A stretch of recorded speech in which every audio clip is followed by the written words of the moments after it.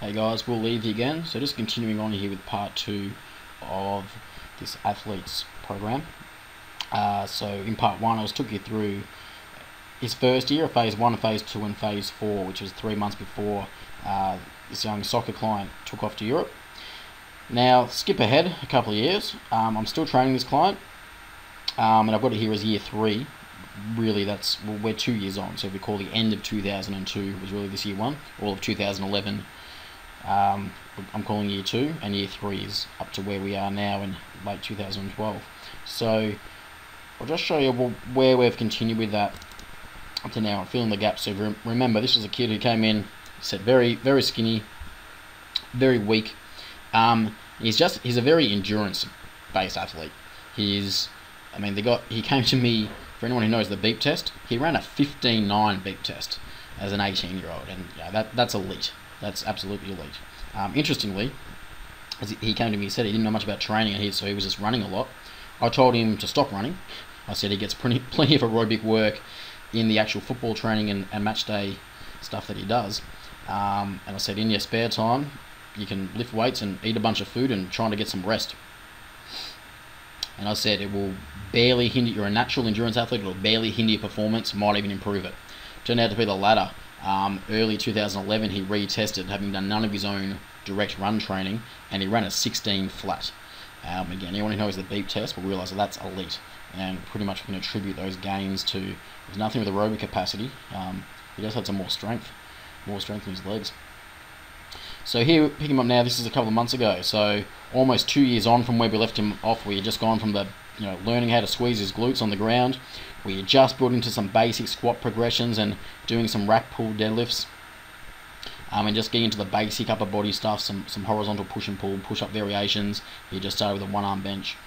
Since then we progressed into all the big lifts. He's squatted at full range. He's done barbell back squats, front squats, deadlift from the floor. We use a lot of trap bar deadlifts.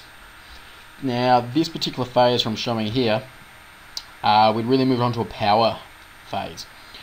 So just putting in for a block of power, where that was the main emphasis. So the warm up, again, I like that isolated mobility at the start. That isolated mobility stuff, it's almost like a little pit stop, a little check-in to see how things are going. Go through the hip swivels. Hips feeling okay? Are they right, left, and right? Yep, fine. Move on. It's only to take a few minutes, but it's just a little checkpoint. Right, our bigger movement patterns. We stretch. We do some X-band walking for activation, or some hip aeroplanes. Lateral. We've now got much more integrated movement pattern work. So a lateral lunge with an overhead reach and a T-step, transverse squat.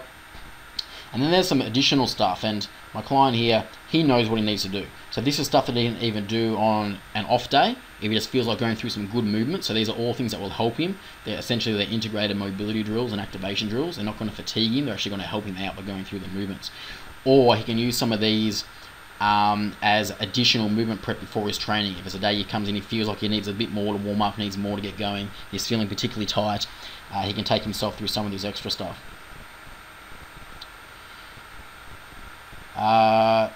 Homework we keep there. Oops. Okay. Homework we keep there. Almost just as a reminder, but really he knows what he needs to do now. Still 2 years on, still no hamstring stretches. Really big one for him. Never going to change that rule on lumbar rotation stretches. We really don't want to stretch that lumbar spine through rotation. Okay, so this is much more like what my programs in general look like today, with somebody who's progressed a bit off the basic beginner stuff. So here's the set I'm using for some of my athletes or more proficient clients at the moment. So we kick things off with what I just call a CNS primer. It's not super explosive stuff, that comes down a little bit further. So I just call it a primer, and we just do the 2 sets of it. Just a lower body, upper body. So here we've got some lateral hurdle hops, just a couple of sets of 5 each way. And then he does a med ball throw variation. In this case, it's a hip toss. There for either side, and he just goes back forth for 5 minutes. Just something that's a very low level, but kind of fast. Just kind of get the nervous system primed up. Right, then we go to where we kind of officially start the program, I guess. But here we're just working a little bit further along that the strength end of the speed strength continuum. It's very much towards speed. I mean, these are pretty much pure speed, these CNS primers. I mean, a medicine ball throw is very much a speed based, a hops are speed based.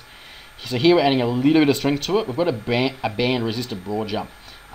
Some of these primers in his previous programs had been just a plain broad jump. So now we actually have him doing a band resisted broad jump. That's a tongue twister.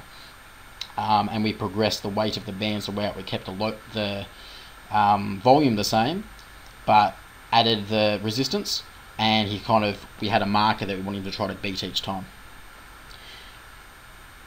He would alternate that with a Turkish get up to bridge. Now, Turkish get ups, they are, to be honest, they're a mongrel of a thing to program for. They're so coaching intensive and so technique intensive.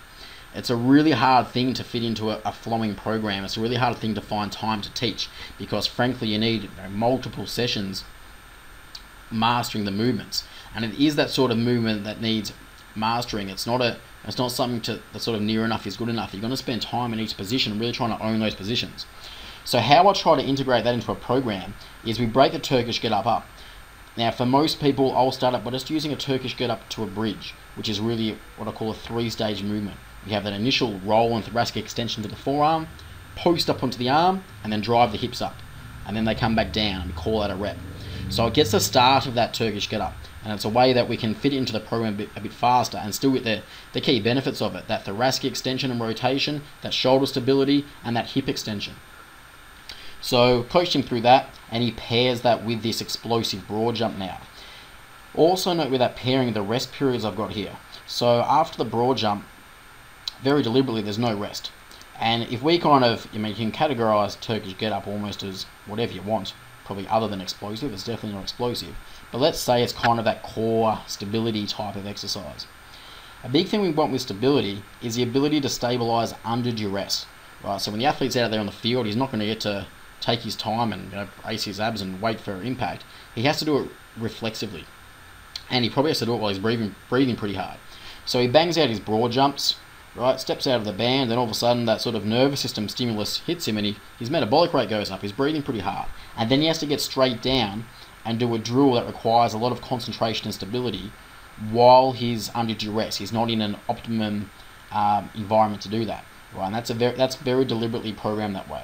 So I'm really big on, once they get to that certain stage where they're pretty proficient with core exercises, to do them under some sort of duress. So we take the rest period out, and they can have a little bit more rest going back. In this case, it's just 30 seconds because Turkish get up is such a slow drill, and he's a very aerobic athlete. He's more than recovered and ready to go. And here we kept it the same for a couple of weeks to work technique, added a little bit of volume, and then we added the weight later on. Hang clean. At this stage, he had been exposed to Olympic lifts for several months. Just the old school barbell hang clean. Olympic lifts can be controversial for some. I like teaching them. I'm comfortable teaching them. I think with most athletes who aren't an actual Olympic lifter, I think they only really need to lift from the hang. I don't think there's any point in making them clean from the floor. There's not a lot of benefit down there for them. If you want that full range, we can go heavy with the deadlift. But here we're at the clean. So if you see what we're doing here is, again, we're moving further up that strength end of the speed strength continuum. So we're going from very much speed based to a little bit of resistance to a lot more resistance. So where this is probably strength speed, this is now speed strength. Right, we're moving a heavy weight fast. So that's our Olympic lifts. The hang clean. That's alternated with our core drill. In this case, we use a TRX rip trainer and we do a standing anti-extension. The anti-extension is, well, as it says, it's to prevent lumbar extension, but also because the rip trainer has an offset resistance, it has an anti-rotation element too, so it's good bang for your buck getting both there. And again, it's that no rest from the explosive movement, straight into the core drill. Have to do the core drill under some duress, then you can have a little bit of a rest before it gets back to the clean. I know in here to proceed it with a hip flexor stretch, so that basically means he walks from the rip trainer over to the rack, puts a bit of chalk in his hands, drops into a hip flexor stretch for 10 or 15 seconds aside, just to quickly open those hips up so that he can get good hip extension through that hang clean. And then the volume part of his program, what I've done is I've really just put it into a quad circuit. So what this does is it gives him enough rest period from each movement pattern, but the whole thing is it's really a conditioning focus. I don't know why that's 30, that should be 20. So essentially 20 seconds rest from 3A to 3B to 3C to 3D, and then 60 seconds coming back the other way to 3A. So it's just a short 20 seconds rest, which is essentially just walking there and getting set up, and then a long rest at the end of the round, and you'll go 3 times through that whole kind of circuit. So we've got a goblet rear foot elevated split squat. I had a note here to sub for reverse lunge. He was having a bit of an issue. We suspected he may have had a sports hernia at one point. He was just feeling something odd, but we got it cleared. He got an ultrasound, got it checked out. He was given the go ahead. It stopped hurting him. He was all fine. So we stayed with that goblet rear foot elevated split squat. I note in here the height that he uses. So that means we use 5 rises under the particular step that we have at our studio. The progression here is reps, then weight, then reps again. Okay, a row, pretty standard. Neutral grip incline dumbbell press. He doesn't do a heap of bench pressing. I mean, we want to get it up to have his just that basic upper body strength to be able to push with opponents and stuff. But it's not a huge thing for importance of him. But we generally just vary up some sort of press. It's more of a confidence lift as well.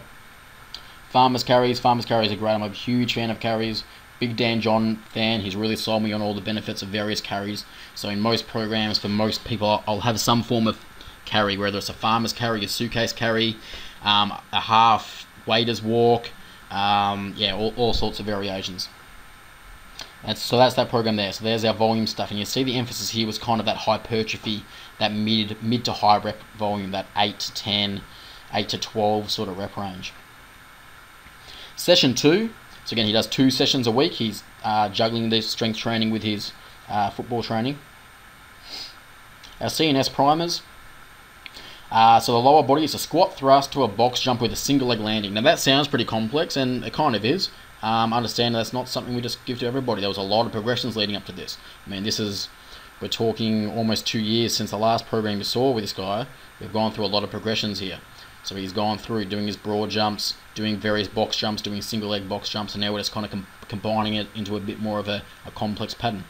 For his med ball throws on this time, he's working a rotary chest pass with a hot foot, so kind of a bouncing back and forward, building up power, and then just exploding into that throw. Then again, moving up that speed strength continuum, we do a loaded squat jump to an unloaded tuck jump. I stole this one off Smitty from Diesel Crew and Joe DeFranco. So basically what we do is we do a squat jump holding a pair of dumbbells at the side. Do a squat jump as high as we can. So we've got a bit of an overload. And then on the return down into the squat jump, we let go of the dumbbells and then explode up into the tuck jump. So we've got rid of the dumbbells and exploded up. So it's a bit of super maximal loading. So we get that extra explosiveness into that tuck jump. And again, that's alternated with that Turkish get up to the bridge. We work that both times. Okay, so then moving up to that sort of strength, that speed strength. So again, more of the strength end of the continuum. Our explosive work, remembering this is a power phase. Do a trap bar deadlift jump. So on day 1, he's got his hang cleans, the traditional Olympic lifts. Here we do a trap bar deadlift jump. The trap bar deadlift jump is used for exactly the same reasons that people for decades have used a barbell squat jump. Only a trap bar deadlift jump is a lot safer and a lot more functional, and just a lot more ergonomic, more user-friendly.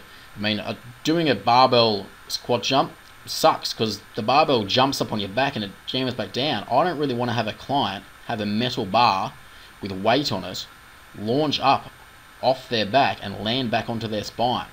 That has safety issues as far as I'm concerned. A trap bar deadlift jump works a treat.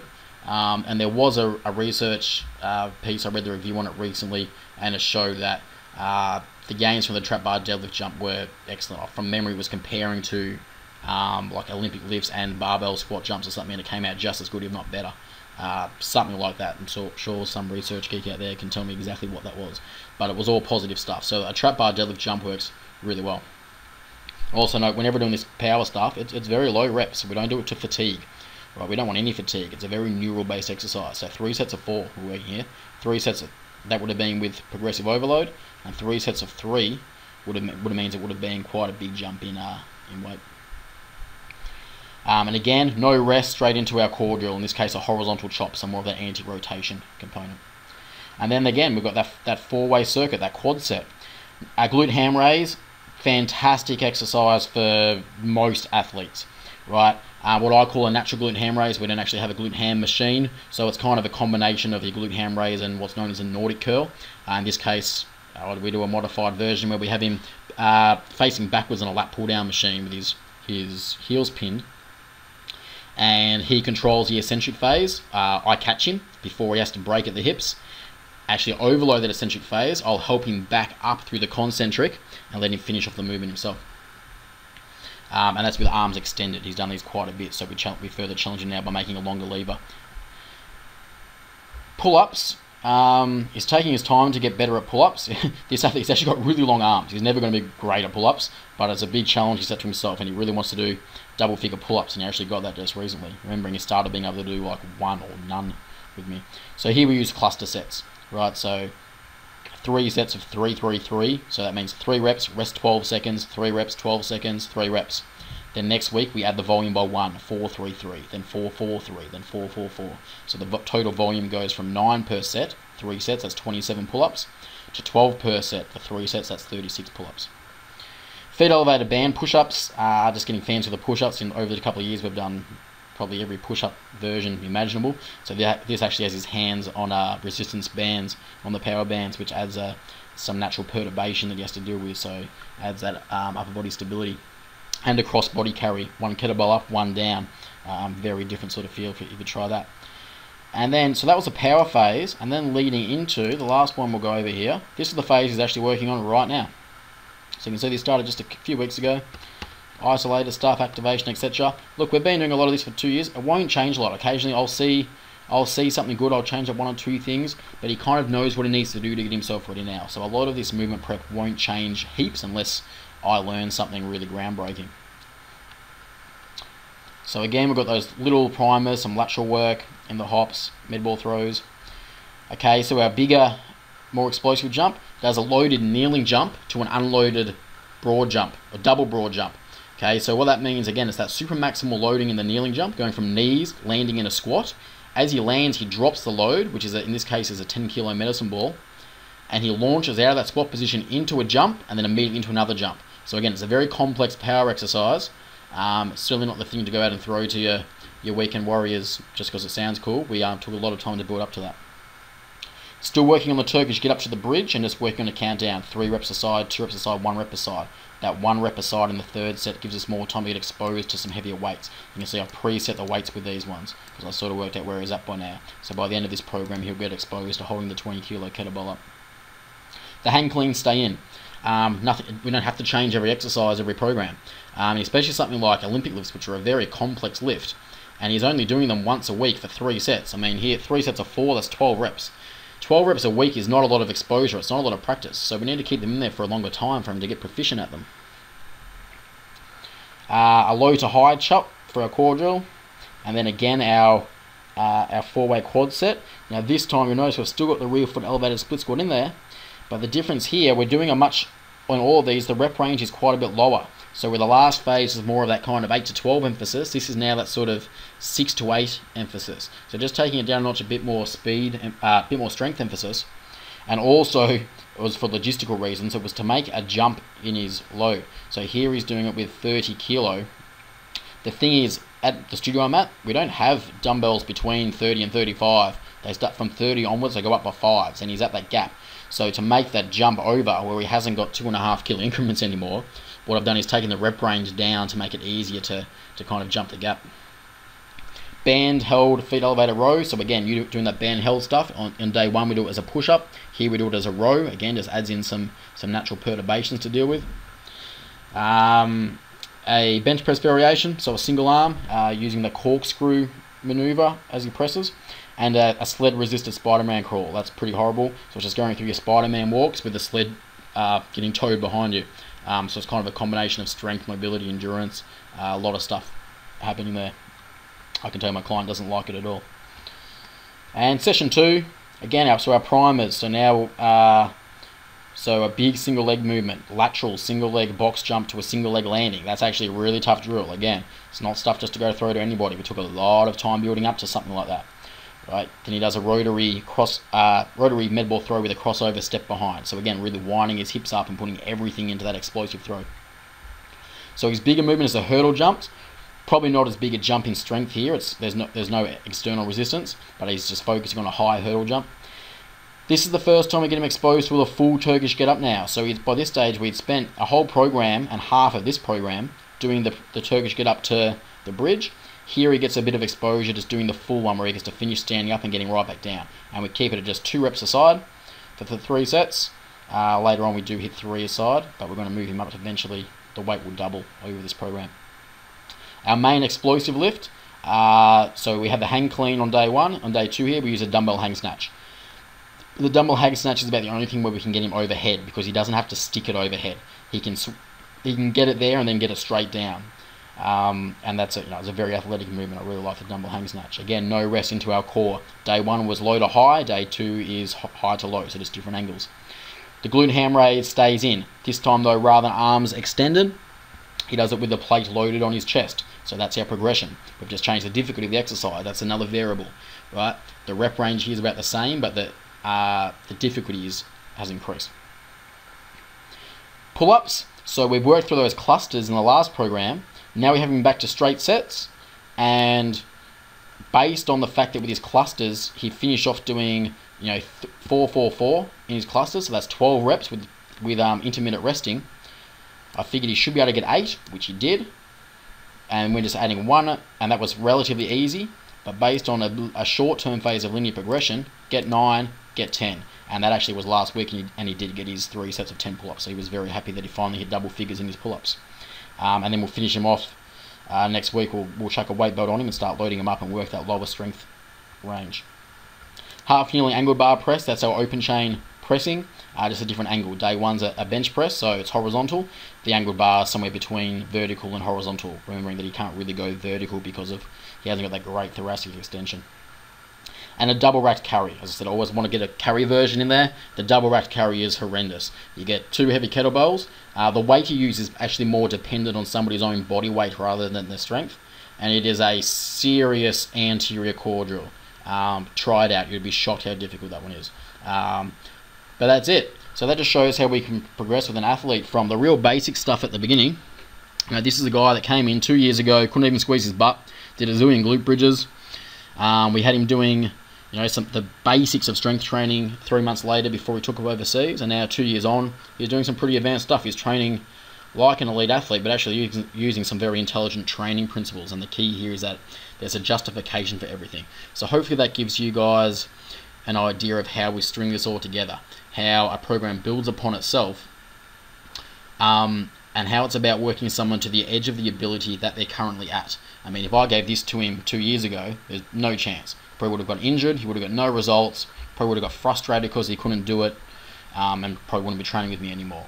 But I think I went the right way about programming with him. The client's been very happy, he's got great results, he's put on quite a bit of weight since then, he's a lot stronger. And yeah, that's what intelligent programming should do.